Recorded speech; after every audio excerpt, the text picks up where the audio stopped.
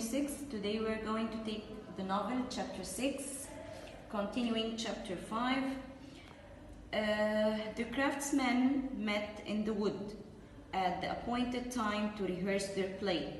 As they said in the previous chapter that they are going to meet the next day at midnight in the wood to rehearse there, so nobody's going to interrupt them. So Bottom declares that certain elements of the play must be changed. He has some points in the play that he wants to change it. He fears that Permis's suicide and the lion's roaring will frighten the ladies. He was talking about the scene where Permis is going to kill himself and when the lion will come on the stage to roar. These two scenes are going to frighten the ladies who are going to watch the play. So the other men share Bottom's concern. They agreed with him. And they decide to write a prologue explaining that the lion isn't really a lion, nor the sword really a sword. It means that they are going to write a speech at the beginning of the play. Before acting it out, they are going to tell the audience that the lion that's going to appear in the play is not a real lion, and the sword that the character is going to use to kill himself is not a real sword, and assuring the ladies that no one will really die, and they are going to make sure that no one is going to really die. So they decide also that to clarify the fact that the story takes place at night and that Permis and Thisbe are separated by a wall. So one man must play the wall. We knew in the previous chapter that the two lovers were forbidden from their parents to talk to each other again. So they usually talk from a hole in a wall. So someone must act as a wall. So they clarify that too.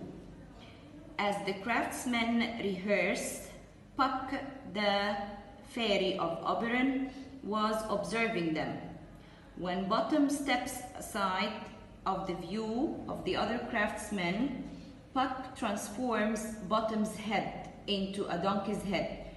Puck is a fairy, that he is known that he is a troublemaker and he loves doing tricks on human beings. So he casted a spell on Bottom and he changed his head into a donkey's head instead of his human head. Then Bottom re-entered the scene because it was time to act in the other scene. So the other men become terrified and they run away, because when Bottom entered the scene again, they saw his body like a human and his head was a donkey head. That's why they were so scared and they kept shouting and they ran away. In the meanwhile, the screams that the craftsmen do, it wakes Titania up and she hurried to see what is happening outside her cave. When she went outside the cave, followed by a group of fairies, and these group of fairies were Peace Blossom, Cobweb, Moth, and Mustard Seed. She went outside and she sees Bottom, and he was the first creature she sees when she wakes up. So she instantly falls deeply in love with him, and she insisted to take him into her cave and to stay with her, and she ordered her group of fairies to attend to his every need. She fell in love with him and she took him to stay with her in her cave, and when she ordered the fairies, she told him that whenever he asked for something, they must obey what he said.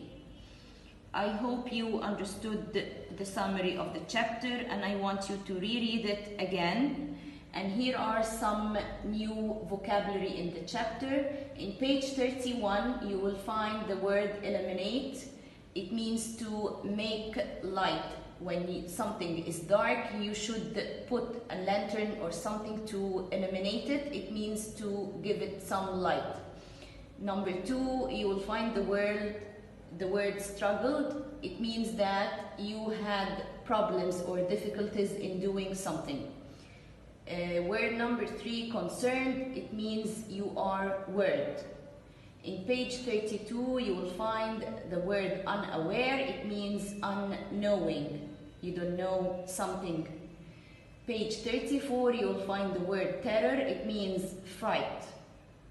Page 35, you will find the word mortal. It means human.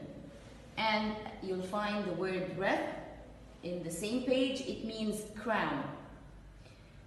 After reading the chapter once again, alone at home, I want you to answer the questions in your novel booklets of chapter 6, page 9. Thank you, girls.